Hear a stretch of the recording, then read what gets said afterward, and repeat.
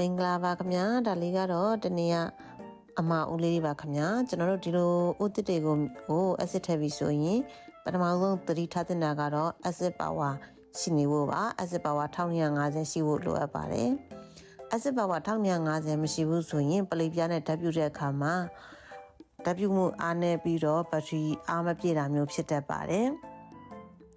နောက်ဒုတိယသတိထားမှာကတော့ကျွန်တော်တို့ acid ကိုလိုရာထက်ပိုပြီးအများကြီးမထည့်ဖို့ပါလိုရာထက်ပိုပြီးတော့အများကြီးထည့်တဲ့အခါအားသွင်းတဲ့အချိန်မှာဘက်ထရီကိုအားဝင်တဲ့အချိန်မှာ acid ပွက်တာပိုပြီးများတတ်ပါတယ် acid ပွက်တာများတဲ့အတွက် acid တွေရှန်ကြနိုင်ပါတယ်ခင်ဗျာ acid တွေရှန်ကြမယ်ဆိုရင်အဲ့ဒီ acid ကြီးတန်ုံကြရင်လည်းတန်ုံစားလို့တမန်နင်းပေါ်ကြရင်လည်းတမန်နင်းကိုစားရတဲ့အတွက်အဆင်မပြေပါဘူးခင်ဗျာ